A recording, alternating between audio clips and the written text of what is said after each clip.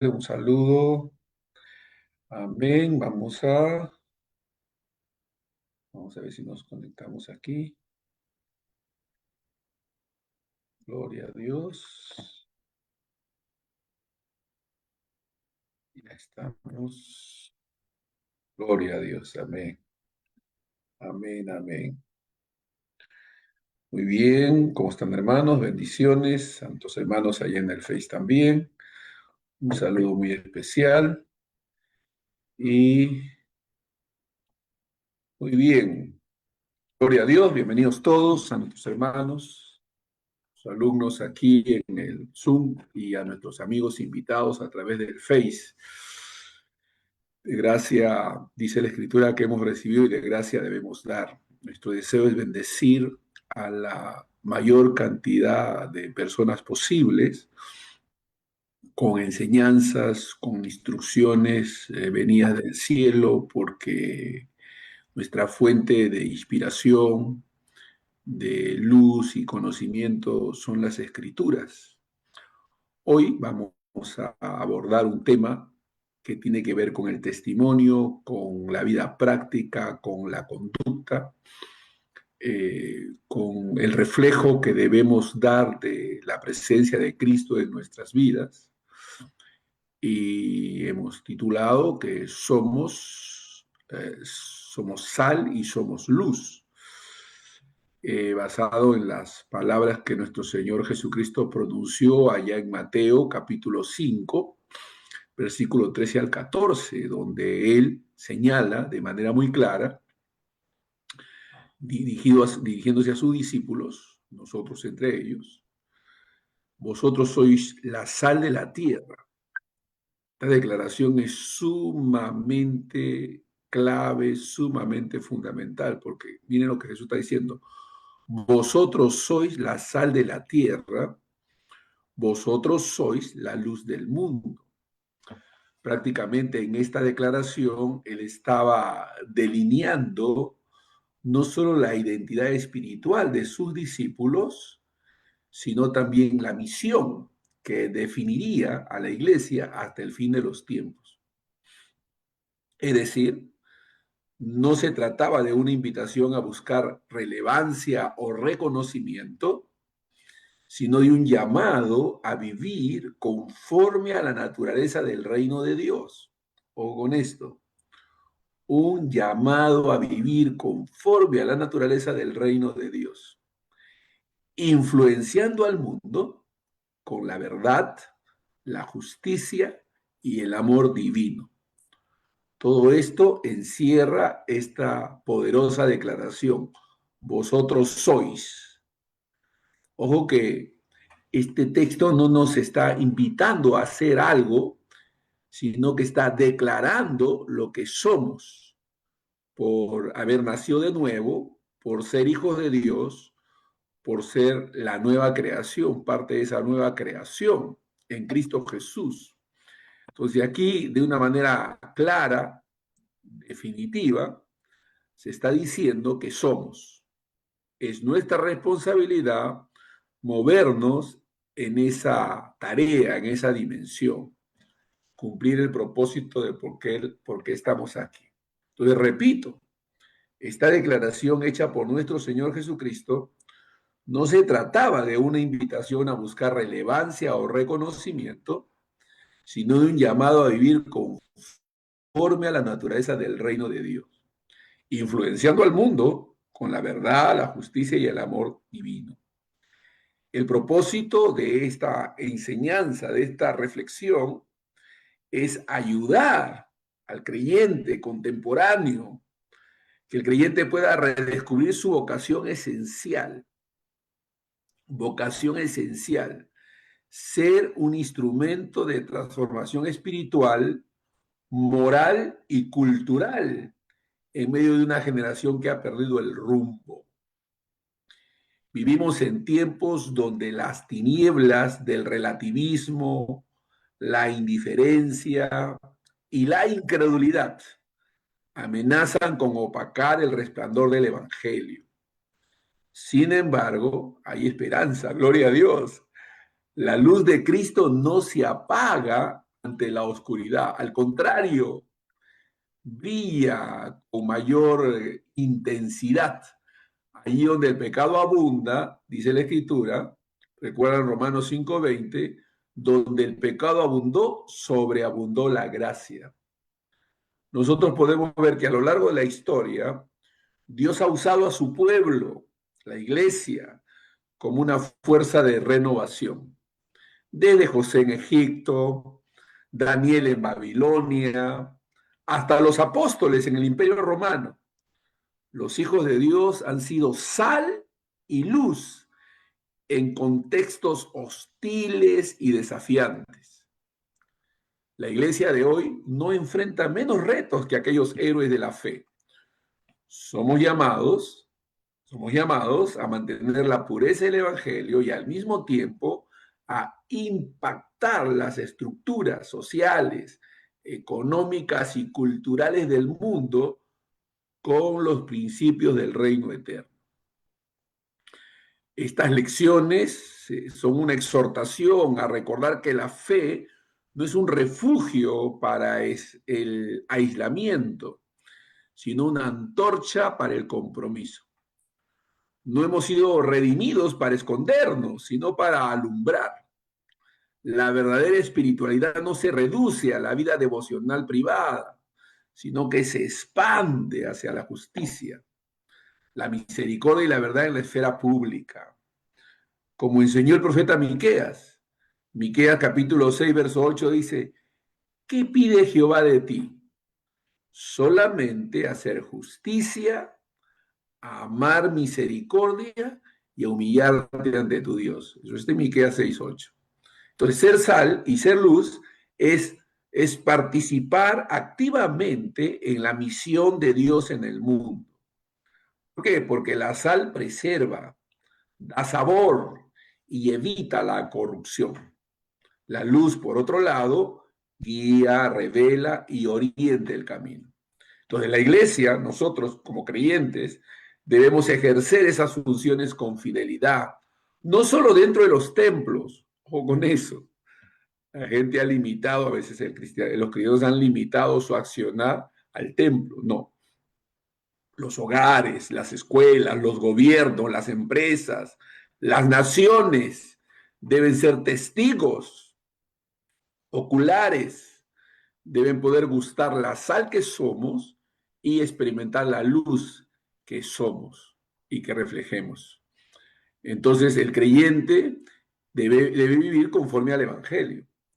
La tierra debe experimentar el toque del cielo a través de nosotros aquí en la tierra.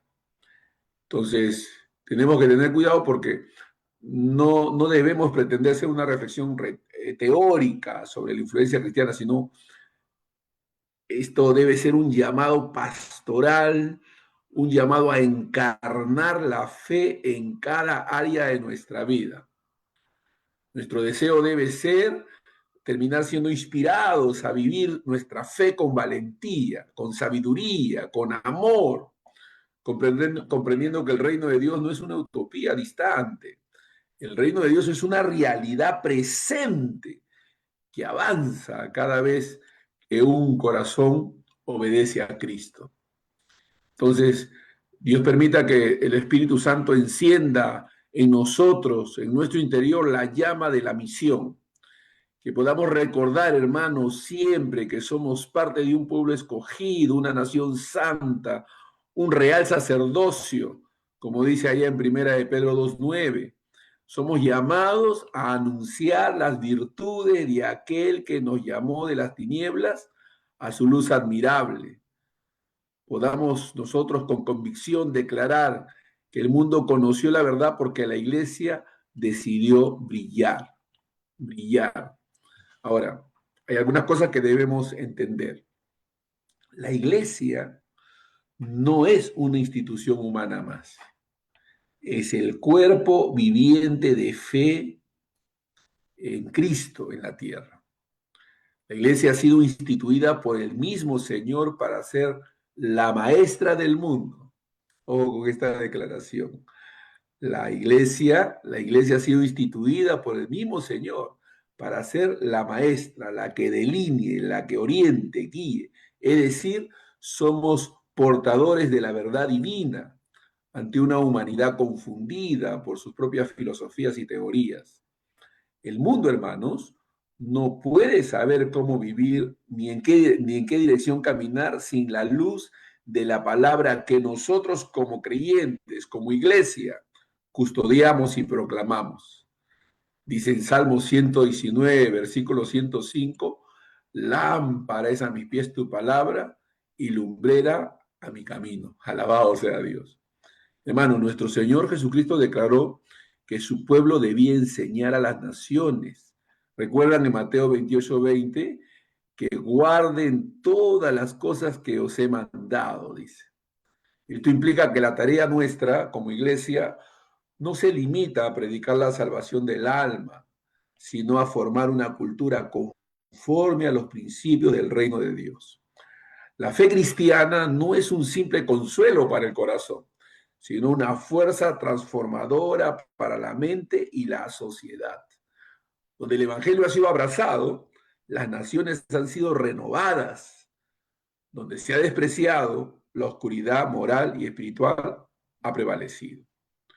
Durante siglos, la iglesia fue la fuente de sabiduría, justicia y esperanza. Las universidades, los colegios públicos son una consecuencia de una iglesia militante que avanza en su comisión. La influencia bíblica dio origen a las escuelas, hospitales, universidades y sistemas legales basados en la dignidad humana. Pero cuando la iglesia olvidó su misión de ser maestra del mundo, surgió el vacío espiritual que el secularismo llenó con ideologías sin fundamento moral. Hoy, más que nunca, debemos recuperar nuestra voz profética, no para imponer, sino para iluminar, no para dominar, sino para servir. Ser sal y luz es un llamado a ejercer influencia desde el carácter, no desde la imposición. El Evangelio transforma primero el corazón, luego la familia, después la comunidad y finalmente la nación. Esa es la dinámica del reino, de adentro hacia afuera, de lo invisible a lo visible. Cuando la iglesia vive el Evangelio en plenitud, las leyes, las artes, la educación y la política empiezan a reflejar los valores de la verdad. La dicotomía entre lo espiritual y lo secular ha hecho mucho daño al cristianismo. Muchos han creído que servir a Dios se limita a lo que ocurre dentro de la iglesia, mientras que los asuntos laborales, sociales o políticos pertenecen a otro ámbito. Sin embargo, Cristo es Señor de todo, porque en Él, dice la Escritura, porque en Él fueron creadas todas las cosas, las que hay en los cielos y las que hay en la tierra, y todo fue creado por medio de Él y para Él. Así dice en Colosenses 1:16. Entonces no hay espacio de la existencia humana que no esté bajo su soberanía. Por eso, hermanos, el verdadero creyente no puede vivir una vida fragmentada, una fe fragmentada. Ser luz es reflejar el carácter de Cristo en cada circunstancia, en la empresa, en la escuela, en el arte, en la política, en la economía, en la ciencia. Ser sal es preservar la verdad en medio de la corrupción moral y doctrinal del mundo. La iglesia no está llamada a escapar de la historia, sino a redimirla, no a maldecir la oscuridad, sino a encender la lámpara del Evangelio. El mundo necesita urgentemente una iglesia viva, pensante, coherente y valiente. Una iglesia que no se avergüence de la verdad, que no se amolde a las modas ideológicas del mundo, de este siglo, sino que permanezca firme como columna y baluarte de la verdad. Así dice 1 Timoteo 3:15, que somos, la iglesia es columna y baluarte de la verdad. Eso indica que somos la maestra del mundo. La iglesia es la maestra del mundo. Ahora, ser la maestra del mundo no es un título de prestigio, sino una responsabilidad divina. Enseñar al mundo es enseñar a vivir conforme al diseño de Dios. Entonces debemos nosotros preparar nuestros corazones para poder comprender que el llamado a ser sal y luz no es una tarea opcional ni simbólica, es una vocación ineludible.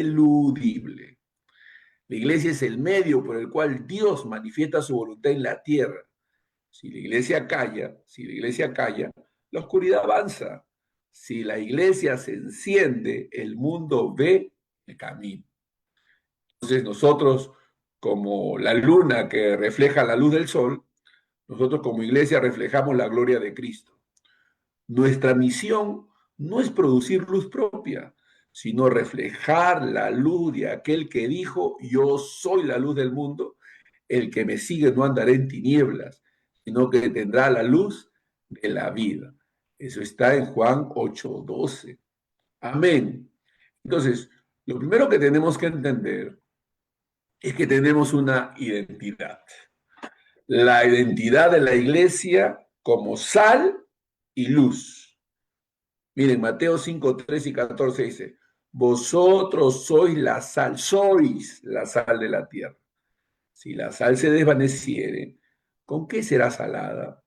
No sirve más para nada, sino para ser echada fuera y hollada por los hombres. Eso dice en el versículo 13. El 14 dice, vosotros sois la luz del mundo, y una ciudad sentada sobre un monte no se puede esconder. Entonces, ojo, Jesús no dijo, llegarán a ser la luz y la sal, no. Él dijo, vosotros sois. Es decir, no es una meta futura ni una recompensa por esfuerzo espiritual, sino una declaración de identidad. Esa es una identidad que Dios nos ha otorgado, no ha sido adquirida, ha sido impartida, ha sido otorgada por Dios. Desde el momento en que un hombre o una mujer nace de nuevo por la gracia de Dios, recibe una nueva naturaleza y un nuevo propósito. Ser sal y luz no es una aspiración del creyente maduro, sino la esencia del verdadero creyente. Alabado sea Dios. Sino la esencia del verdadero creyente. Esta declaración, hermanos, define la vocación de la iglesia. Cristo no formó una comunidad de espectadores, sino un cuerpo de influencia. En Él, en Cristo, somos constituidos instrumentos de transformación y preservación en el mundo. Es decir, no se trata de hacer cosas para Dios, sino ser lo que somos en Cristo. Sino ser lo que somos en Cristo. Todo lo que la iglesia hace debe brotar de su identidad espiritual, no de estrategias humanas. El apóstol Pablo lo expresó de una majestuosa manera, con una majestuosa claridad. Miren lo que dice el apóstol Pedro. Miren lo que dice en 1 Pedro 2:9. Mas vosotros sois linaje escogido, real sacerdocio, aleluya, pueblo adquirido por Dios, para que anunciéis las virtudes de aquel que os llamó de las tinieblas a su luz admirable. Vosotros sois, no es algo que esperamos ser, ya somos en Cristo. Linaje escogido, somos real sacerdote, somos nación santa, somos el pueblo adquirido por Dios.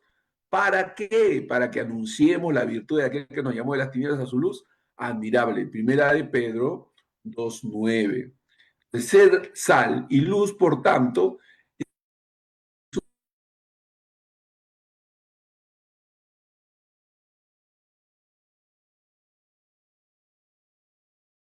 consecuencia natural de haber sido redimidos.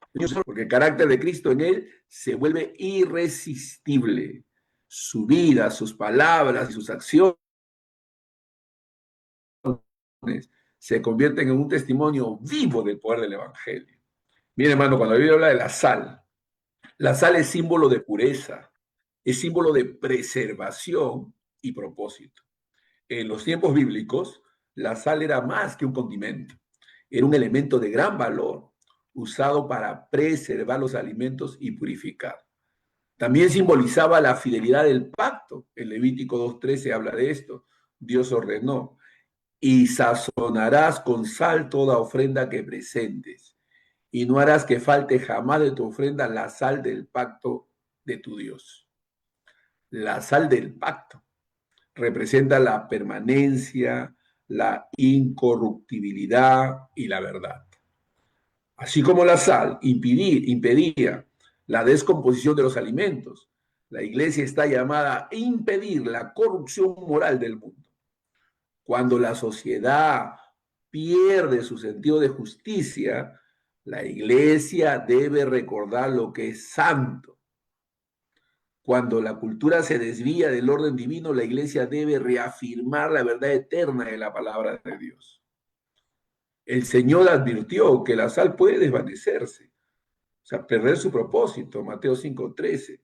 En términos espirituales, eso ocurre cuando la iglesia pierde su sabor, cuando deja de ser distinta al mundo. La sal que ha perdido su sabor se vuelve inútil.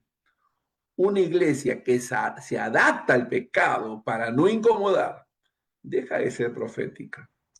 La verdadera santidad no aísla, sino que preserva.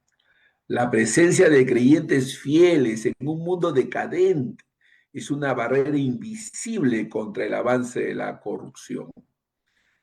Ser sal es mantener la pureza del evangelio en medio de una cultura que todo lo diluye. Es ser firme en la verdad, sin arrogancia. Es resistir el mal sin perder el amor. Es confrontar el pecado sin olvidar la gracia. La sal no hace ruido, pero su efecto es profundo. Así también la iglesia no necesita buscar aplausos, sino conservar su fidelidad.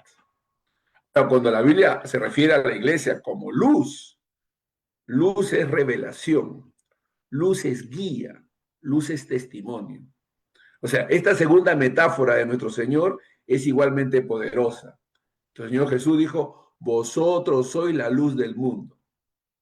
En la Escritura, la luz representa conocimiento, santidad y verdad. Dios es luz y no hay ningunas tinieblas en él, dice en 1 Juan 1:5. Cuando Cristo vino al mundo, el Evangelio de Juan lo describe así.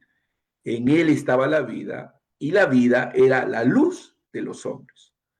La luz en las tinieblas resplandece y las tinieblas no prevalecieron contra ella, dice en Juan capítulo 1, versículo 4 al 5. La luz no lucha contra la oscuridad, simplemente la disipa. Así también el creyente lleno del Espíritu Santo no necesita imitar las tinieblas para influirlas. Su sola presencia, su verdad y su amor en Cristo ya alumbran. Ser luz implica reflejar el carácter de Cristo. Voy a repetir eso. Ser luz implica reflejar el carácter de Cristo, su compasión, su pureza, su justicia y su humildad. Jesús añadió, una ciudad asentada sobre un monte no se puede esconder. Mateo 5:14. Esa ciudad es la iglesia, llamada a ser visible, pública y ejemplar. No podemos esconder nuestra fe ni relegarla a los templos. La luz fue hecha para brillar, no para ser ocultada. Nadie enciende una lámpara y la pone debajo de un almud, dice Mateo 5:14, 5:15, perdón.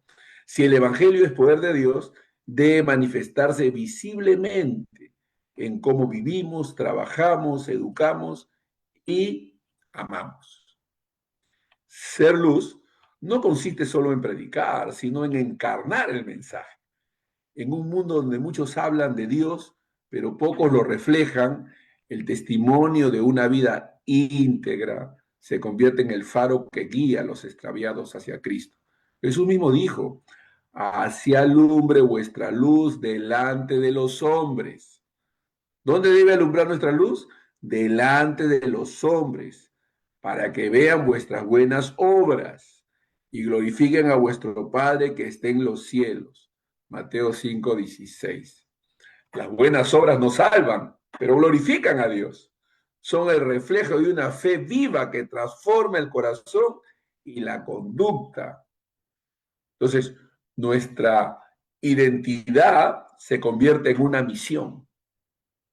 Es decir, ser sal y luz no es una postura pasiva, es una identidad que se traduce en acciones. La iglesia existe para manifestar la gloria de Dios en el mundo.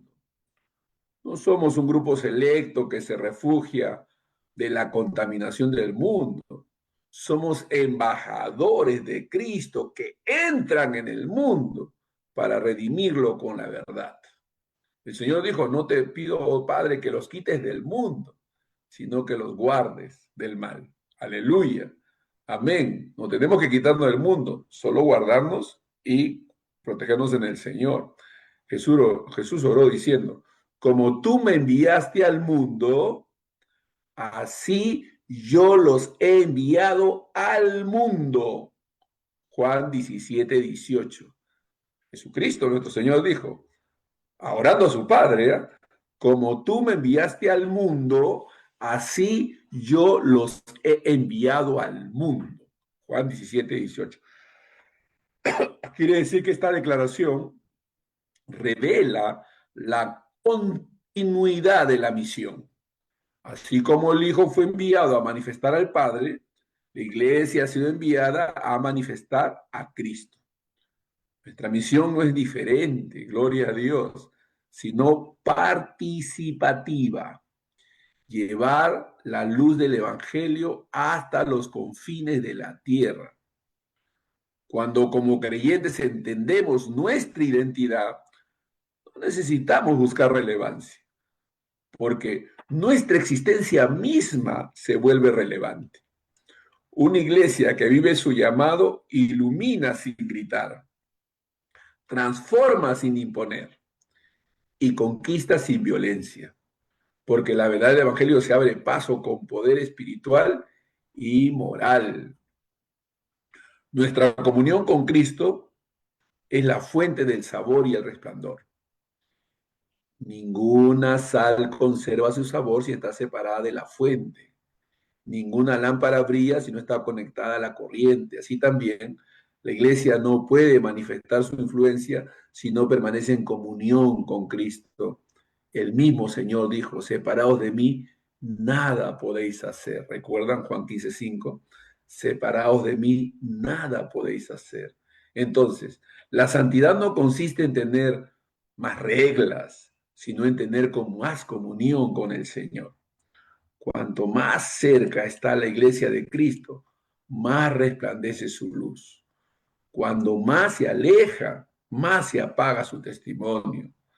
La identidad de la sal y la luz no dependen de la reputación, del tamaño de una congregación o de sus recursos, sino de su relación viva con el Salvador. Una iglesia sin oración pierde su brillo. Un creyente sin comunión se vuelve insípido. Por eso el llamado de Jesús es permanente. Permanezcan en mí. La sal que conserva su sabor y la luz que brilla intensamente son símbolos de una vida llena del Espíritu Santo, guiada por la palabra y sustentada en la gracia. Hemos sido llamados a reflejar, no a sustituir. A reflejar, no a sustituir. Es importante recordar que la iglesia no es la fuente de la luz, sino su reflejo. Cristo es la luz del mundo, Juan 8:12, y nosotros somos el reflejo de esa luz. No tenemos luz propia, sino derivada. De igual manera, no generamos justicia, sino que reflejamos la justicia de Cristo. No producimos amor, sino que manifestamos su amor en nosotros. Así como la luna no brilla por sí misma, sino por la luz que recibe del sol, la iglesia ilumina al mundo porque ha sido alumbrada por Cristo.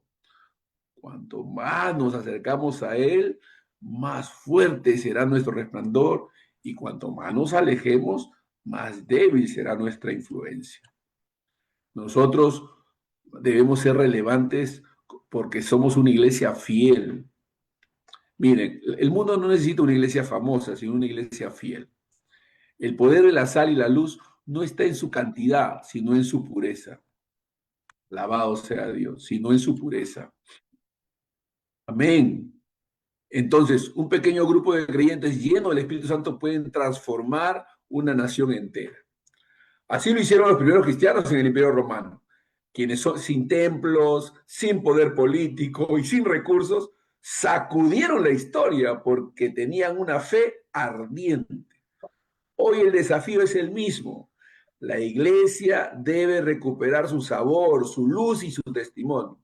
No mediante estrategias humanas, sino mediante una renovación espiritual que devuelva el centro a Cristo. Una iglesia centrada en Cristo será siempre sal que preserva y luz que guía. Centrada en Cristo. Alabado sea Dios. Entonces, ser sal y luz no es una metáfora poética ni un símbolo o título honorífico. Es la esencia de la existencia cristiana.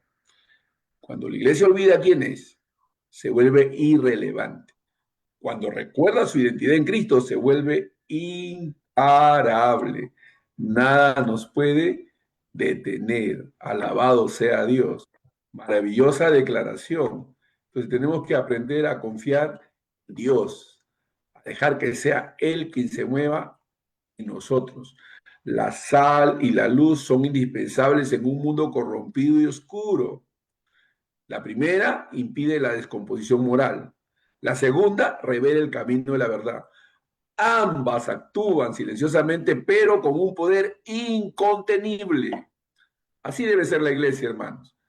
Amén. Invisible en su orgullo, visible en su fruto, silenciosa en su vanagloria, poderosa en su testimonio. Ser sal y ser luz es vivir de tal manera que el mundo vea a Cristo reflejado en nosotros. Es cumplir el propósito eterno de Dios, que su iglesia llene toda la tierra a través de un pueblo redimido que vive para su gloria. Dice en Filipenses 2:15, para que seáis irreprensibles y sencillos, hijos de Dios, sin mancha, en medio de una generación maligna y perversa, en medio de la cual resplandecéis como luminares en el mundo, dice la palabra de Dios. Entonces, nosotros tenemos un mandato cultural. Nosotros pertenecemos al reino celestial, el reino de Dios. Miren, Génesis 1:28 dice, y los bendijo Dios y les dijo, fructificad y multiplicaos, llenad la tierra y sojuzgadla y señoread. En Mateo 6:10, dice, venga tu reino, hágase tu voluntad, así en la tierra como en el cielo. Así que hay un propósito original de Dios para el hombre. El propósito divino para la humanidad fue expresado desde el principio de la creación. Antes de que existiera el pecado, Dios otorgó al ser humano una misión concreta, reflejar su imagen y extender su dominio sobre la tierra. Este encargo, conocido como el mandato cultural, no fue una simple introducción o instrucción administrativa, sino una comisión teológica y espiritual que unía al hombre con el gobierno de Dios. El mandato de llenar la tierra y sojuzgarla, Génesis 1:28, implica administrar la creación bajo la autoridad del Creador. Adán y Eva fueron establecidos como representantes regios del reino divino. En otras palabras, fueron los primeros embajadores del reino de Dios en la tierra. Su misión era ordenar el mundo conforme a la voluntad celestial, desarrollar la cultura, cuidar la creación y multiplicar la vida conforme al propósito de Dios. Sin embargo, con la caída, el hombre distorsionó esa misión. En lugar de ejercer dominio bajo Dios, buscó dominar sin Dios. Así el mandato cultural se convirtió en una lucha por el poder y la creación que debía reflejar el reino. Cayó bajo corrupción. Pero Dios en su gracia soberana no abandonó su plan, lo restauró en Cristo, el segundo Adán, quien vino a cumplir el propósito original y a restablecer el reino de Dios en la tierra. Hermanos, el cumplimiento del mandato cultural lo estableció Cristo. En Cristo, el mandato cultural alcanza su plenitud. Él vino a reconciliar todas las cosas, tanto las que están en los cielos como las que están en la tierra. Colosenses 1:10, 1:20, perdón. No solo vino a salvar almas, sino a restaurar el orden divino sobre toda la creación.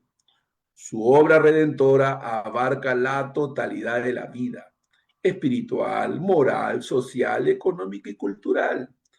Jesús no vino a abolir el propósito creador, sino a cumplirlo. Su oración modelo: venga tu reino, hágase tu voluntad, así en la tierra como en el cielo.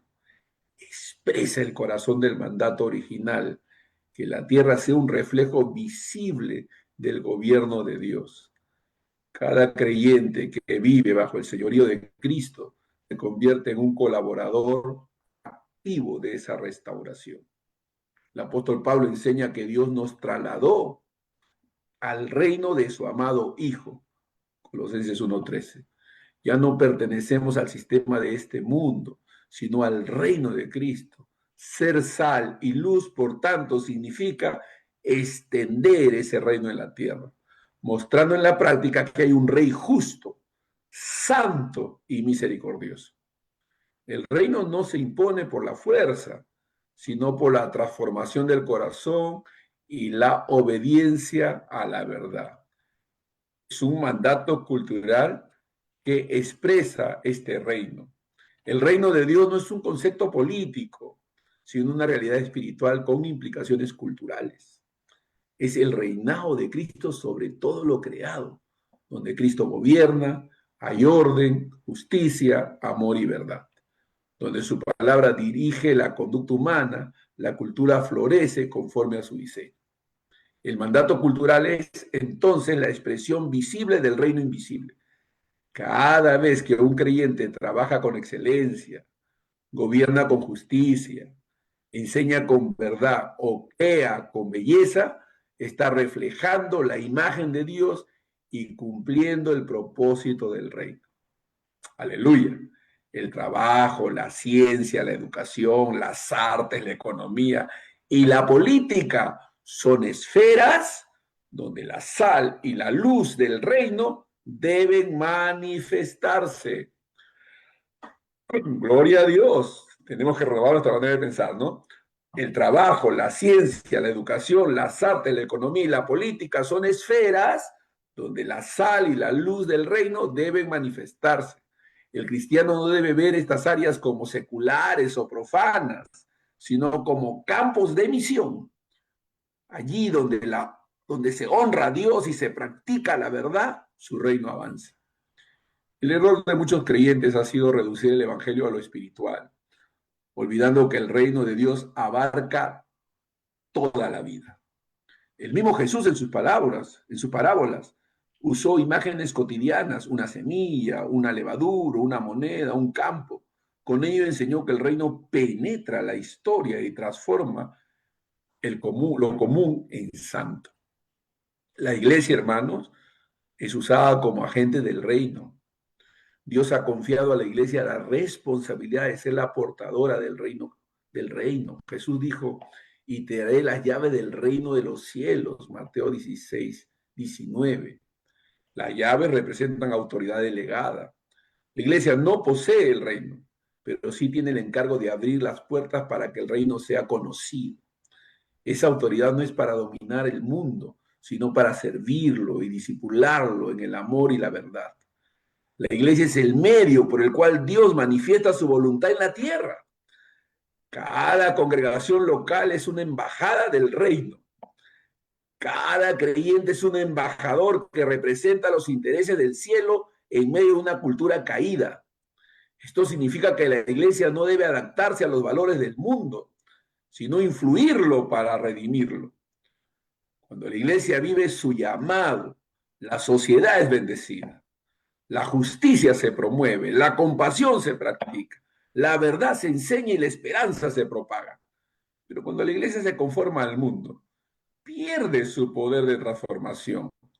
Por eso el apóstol Pablo exhortó: no os conforméis a este siglo, sino transformaos por medio de la renovación de vuestro entendimiento. Romanos 12:2. El reino de Dios no se impone, sino que se expande mediante la renovación interior de hombres y mujeres que viven bajo el señorío de Cristo. El reino como gobierno de amor y justicia. Miren, hermanos, a diferencia de los reinos terrenales, el reino de Dios se caracteriza por su justicia y su amor.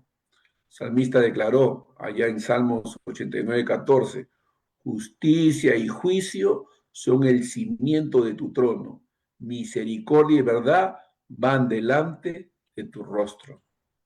El reino no se edifica sobre la ambición humana, sino sobre la verdad divina.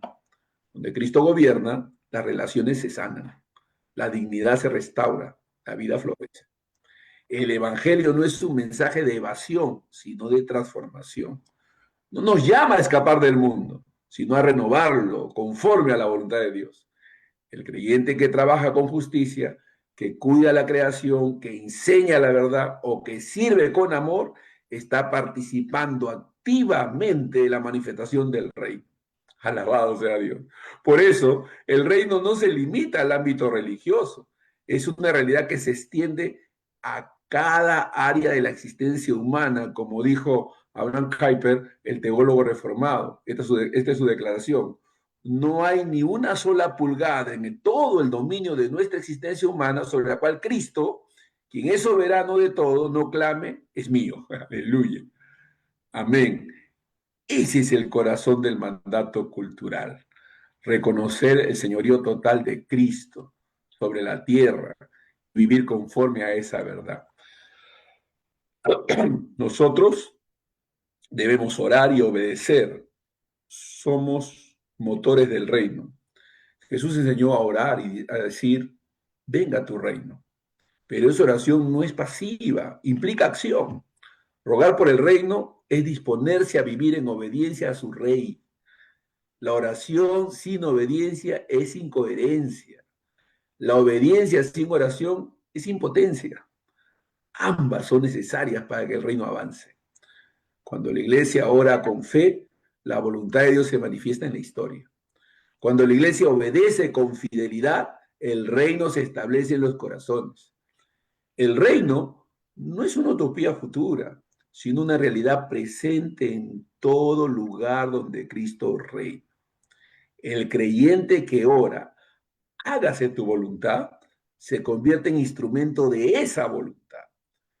Cada decisión guiada por la palabra, cada acto de amor, cada palabra de verdad es una semilla del reino sembrada en la tierra. Y aunque el mundo no lo perciba, esas semillas crecen hasta llenar la tierra de la gloria de Dios. Habacuc 2:14. El pecado, hermanos, distorsionó el mandato original, pero la gracia lo redimió. En Cristo, el hombre vuelve a su propósito original, glorificar a Dios en todo. Por eso el apóstol Pablo instruyó allá en Colosenses 3:23, y todo lo que hagáis, hacedlo de corazón, como para el Señor y no para los hombres. El trabajo deja de ser una carga y se convierte en una vocación. La cultura deja de ser un fin en sí misma y se vuelve un medio para honrar a Dios. Cuando los creyentes viven así, la sociedad percibe la diferencia entre una cultura centrada en el hombre y una cultura centrada en Dios, ¿no? Uno deja de ser antropocéntrico para ser diocéntrico. El mandato cultural redimido implica recuperar la visión integral del Evangelio. Es un mensaje que salva, transforma y restaura. La iglesia debe enseñar que la fe no se limita al templo, sino que abarca la fábrica, el mercado, el aula, el arte y la familia. Todo es santo cuando se hace para la gloria de Dios. Amén. Entonces, tenemos un mandato cultural y es que el reino se manifieste y se extienda en este mundo. Eso está inseparablemente unido. Desde el Edén hasta la gran comisión, Dios ha llamado a su pueblo a gobernar la tierra bajo su señorío. Lo que comenzó como un mandato en la creación en la creación se consuma como una misión en Cristo. Ser sal y luz es ejercer ese gobierno espiritual en amor, justicia y servicio.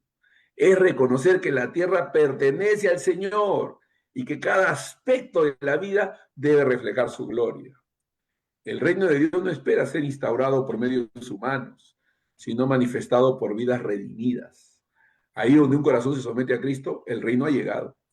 Ahí donde una familia ora, trabaja y ama en su nombre, el cielo toca la tierra. Llegará el día, según la promesa divina, en que ese reino será visible y total. Apocalipsis 11:15 dice, el reino del mundo ha venido a ser de nuestro Señor y de su Cristo, y el reino por los siglos, y él reinará por los siglos de los siglos.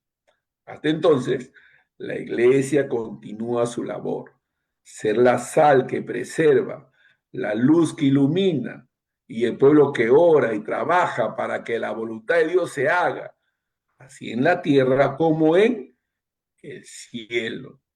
Entonces tenemos un llamado a discipular las naciones. ¿Recuerdan Mateo 28, 19 al 20? Por tanto, id y hacer discípulos a todas las naciones, bautizándolos en el nombre del Padre, del Hijo y del Espíritu Santo, enseñándoles que guarden todas las cosas que os he mandado. Y aquí yo estoy con vosotros todos los días hasta el fin del mundo. Entonces, hay un mandato divino y esta es la gran comisión.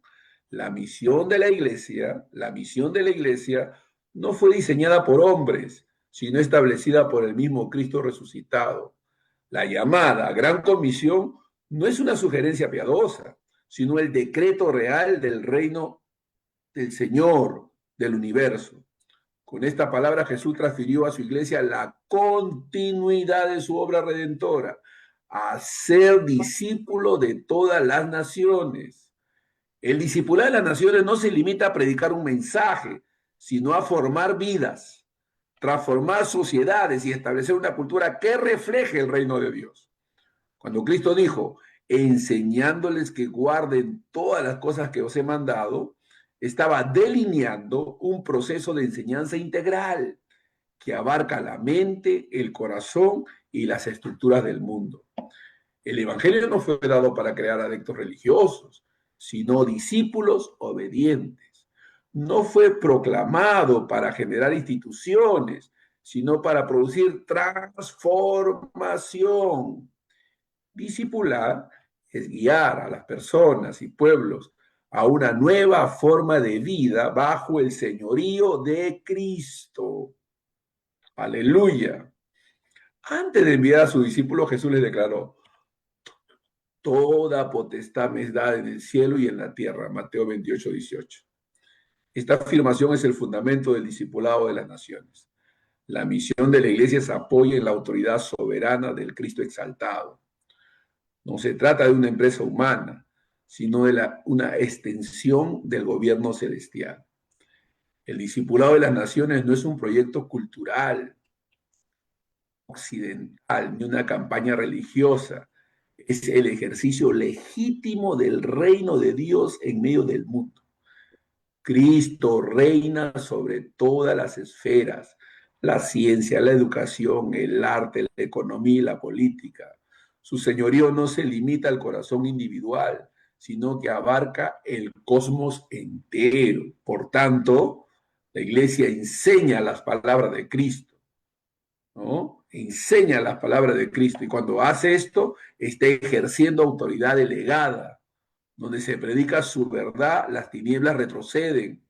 Donde se obedece su palabra, el reino se establece. Aleluya.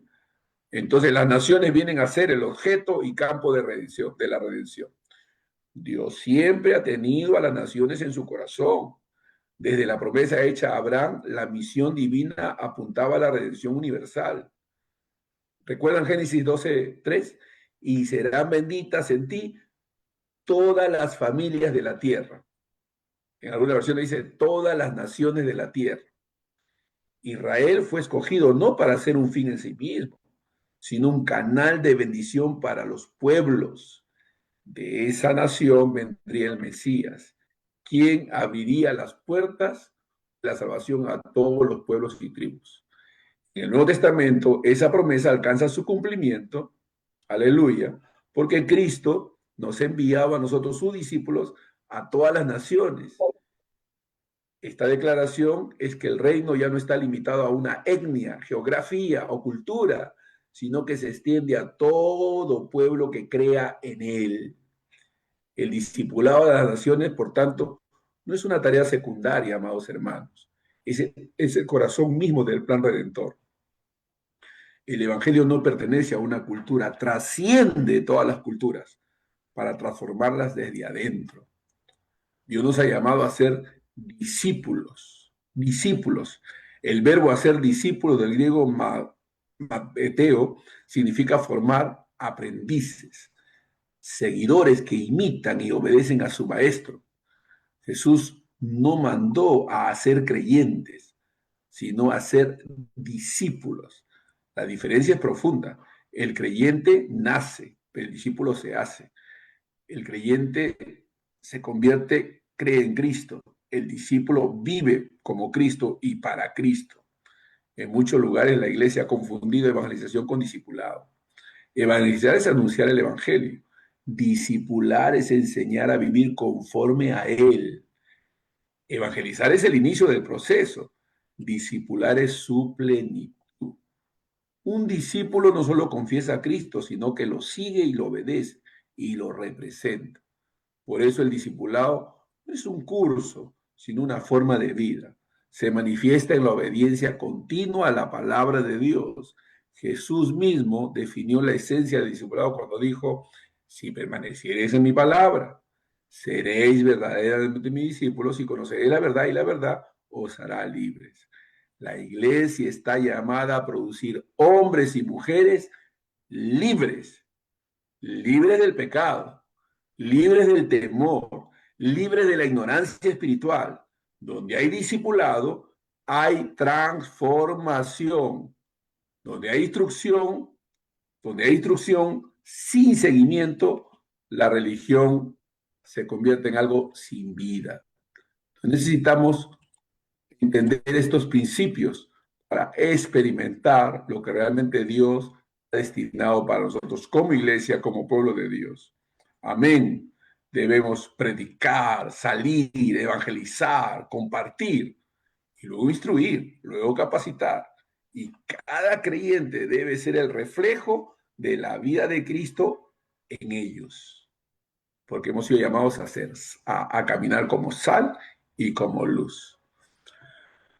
Vamos a orar para despedir a nuestros Hola, hermanos ahí en el Face. Vamos a despedirnos allá de nuestros hermanos ahí en el Face y bendecir sus vidas. Padre, en el nombre de Jesús, bendecimos la vida de nuestros hermanos y amigos que nos siguen por el Face, Señor. Los encomendamos a tu gracia. Te pedimos, Señor, que te sigas glorificando y que sigas manifestando tu gracia y tu favor para con cada uno de nosotros, Señor. Y nos quedamos aquí con nuestros hermanos en el Zoom, acá en el interno. Bendiciones a nuestros hermanos que nos siguen ahí en el Face. Un abrazo para todos.